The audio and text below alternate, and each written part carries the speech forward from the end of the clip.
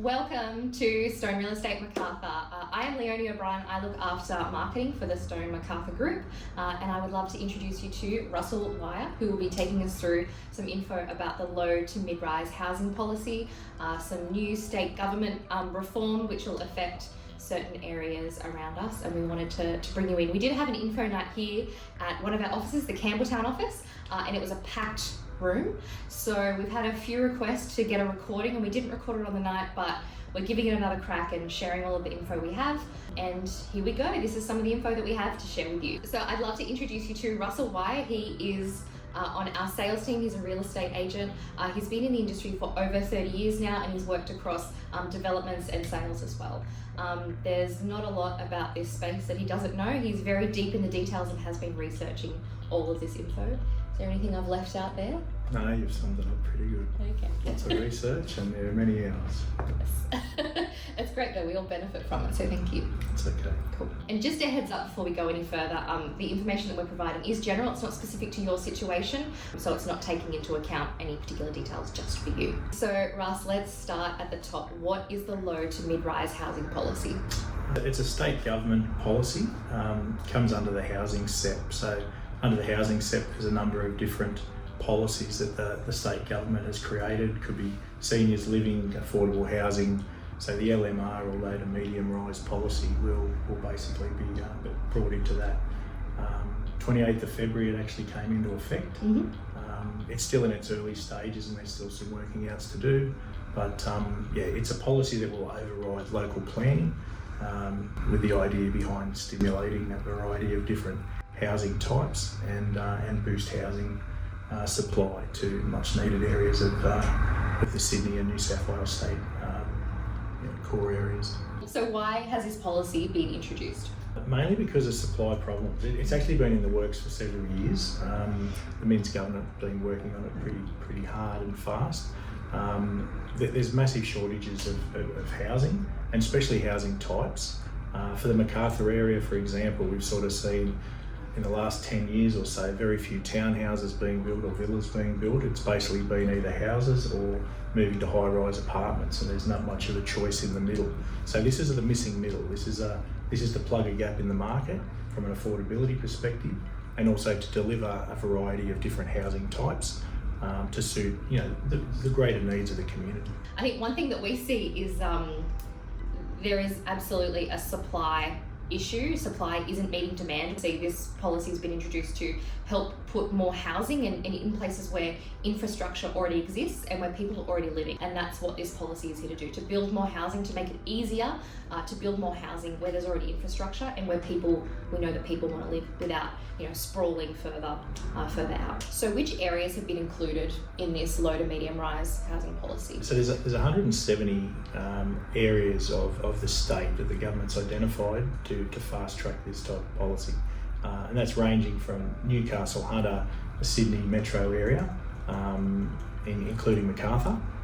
Stops at Wallandilly, so Wallandilly hasn't been included in it. Mm-hmm. For a range of environmental factors and also. Around Macarthur we're looking at areas such as Glenfield, Ingleburn, Minto, Campbelltown, areas around Macarthur Square, and then out to Narellan Town Centre and a small pocket of the Camden, northern part of Camden. And so where does this apply, the new policy? Yeah, so typically it's within 800 metres of identified train stations and also core sort of business centres such as larger scale shopping centres. So Macarthur Square comes into that fact. It's centred around major transport, centred around hubs where infrastructure is already in place. Mm-hmm. And so basically there's a radius of 800 metres and also a radius of 400 metres that they're working on with the policies. And the shift is more so to do with height changes from 0 to 400 metres from the core areas or stations, and 400 to 800 it becomes low rise. So as of June, there are indicative maps online, and you can go through and search your property address to see if you're included in this walkable distance from a town centre or a train station to see if you're included. They are indicative at the moment. They haven't been gazetted, as I understand. Do you know when they will be? The chatter online suggests maybe in the next 2 months. Sure. That'll be gazetted and then they'll be set. The maps are they're a good guide to use at the current stage. So from what you can see, what kind of properties are going to have the most benefit from the LMR? A wide variety. R3 zonings or medium density zonings are effectively going to become low to mid-rise apartment. They'll have permissibility, where currently they're more so terraces or townhouses or duplexes. So there's an immediate uplift for people in the R3 zones, and depending on whether you're within that 0 to 400 metres, you'll have a higher height limit.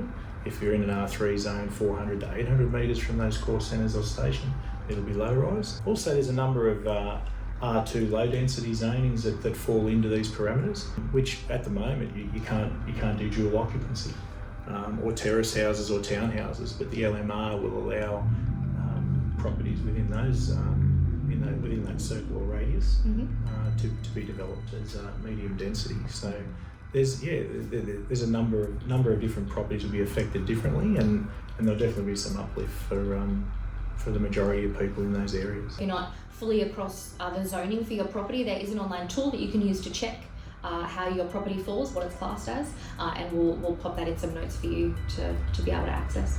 Can you give us some examples of what a low-rise development would look like under this scheme? Yeah, so in an R2 zone or a low-density zone, that duplexes will come into the mix, terrace houses, townhouses, and we haven't seen too much around Campbelltown, but a new type of development called a manor home, which is a 2-storey walk-up apartment building. So they're looking to introduce that as a new sort of hybrid type of development. And what about a mid-rise? What does that look like under the scheme? Effectively, that's just a range of apartment buildings, typically from 3-storey up to 6-storey. Those apartments will have lifts in the building. Anything over 2 storeys will require a lift. There'll be a residential predominance. There are some zoning areas where you can have shop top housing, where you might have commercial on the bottom, residential on top, but predominantly this is more focused around residential uplift. So Russ, what are the benefits that this LMR policy has over the existing planning controls? It's meant to be looked at as a fast track approval process, so it'll be thinned out in terms of the requirements that a standard development application through council would have. The benefits are that there will be non-discretionary parts of the LMR policy that your development won't be able to be refused under. And there'll be things like floor space ratios, types of developments in that zone, just to name a few. There will be other factors that come into this, but which we talk about a little bit later. But basically, it's an overlaying of the current local planning rules with some non-discretionary points that basically will allow more developments, easier planning, quicker process, which will help the supply problem. All right, so let's get into some specifics. So what can you actually do under the LMR housing policy? Well, for example, an R2 zoning, low density, currently you would need a 700 square metre minimum block size to accommodate a duplex. Under the LMR, that comes down to 450 square metres. So if you've got a 500, 600 square metre lot, now you could accommodate a duplex. If you have a wider frontage, 18 metres or above, there's potential to do 3 terraces, with terrace lots coming down to 6 metres. Currently under local planning guidelines for Campbelltown Council, that sits at about 7.5 metres per terrace. So big change there for increasing the yield on your block. R3 zones, at the moment, basically you're looking at terrace houses and townhouses as that type of suitable development. Under the LMR, they could be able to move to 3 to 6-storey apartment buildings. So there's quite a variety of different things you can do. The main points are lower minimum site areas, shorter frontages, and then a mix of being able to move from, say, low density to medium density in those low density zones. So there is a lot of in-depth detail on there, especially around the zoning and what you can do and what that could mean for you. So Russell is our in-house expert, and if you would like to have a chat with him, you're more than welcome to get in contact. We'll put his details in there and a link to make a request to have a chat with him as well.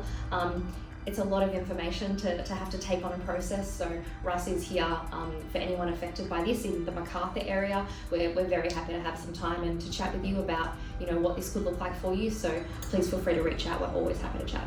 So there is something that we're really excited to see, which is called a pattern book. So Russ, can you tell us what it is and when it'll be released to the public? So a pattern book will be a collection of designs, architectural designs. The Min's government basically run a competition that architects were invited to basically redesign duplexes, terrace houses and apartment buildings.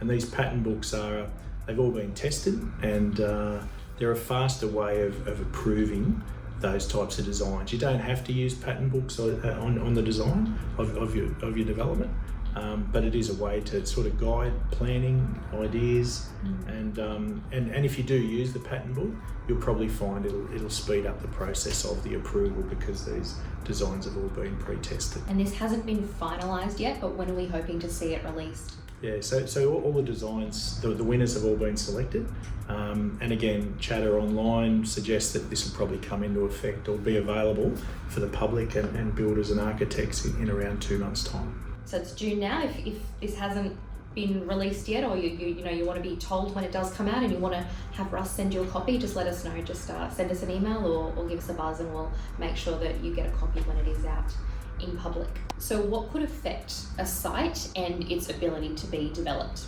Yeah, so the government's deliberately left out areas that are bushfire zones. So that's one of the reasons why Wallandilly hasn't formed part of the areas selected. Heritage items have been left out. Yeah, bushfire zones, and anywhere where there's flood risk. So flood mapping, if it identified streets or parts of the area that are flood affected, they'll be outside of the LMR scope. Again, block sizes, frontages, we need to look at easements. Is there easements running across your block? The topography of the land, the fall of the land, stormwater. There's a range of other things we need to look at, including the current zoning, as to what you can do. But again, we're here to help you sort of move through that process and give you a general idea of what can be done on your land, and then we can help assist by referring you to urban planners or architects that will specialise in this LMR policy. So I think there's a question that everyone would love an answer to. Does this automatically increase house prices for anyone affected by the LMR zoning? So there's a yes and no to that. Again, some of the things we just talked about that can affect your block in regards to easements and the zoning and the topography, that they can prevent development. So it doesn't necessarily mean there'd be an automatic uplift for every single block. Mm-hmm. Those blocks that do tick those boxes, there should be some uplift. I'd say from a real estate marketing perspective, there's now going to be more variety and options to be able to develop your land. That's also going to bring more buyers to the table if you were looking to sell your land. So it should, from that perspective, increase the value of your land with a wider audience of competition. From the development perspective, we've spoke about earlier, there should be uplifts on a lot of these blocks. But the key thing that I see where there's value is just the opportunity to now be able to do things you couldn't do in the past. So that might be a case of adding value differently to just looking at a sale product. It could be a family home that can now offer 3 or 4 dwellings where you could help set the kids up and bring them into the market. You could be an investor with one asset sitting on the land now that can now house 3 or 4. So why go off and pay stamp duty and buy further assets when you could develop your site and create a really blue chip asset? So the value is going to be different for everyone, and the approach we need to take is looking at everyone's circumstances individually and what their goals are, and that's where Stone would love the opportunity to assist with that.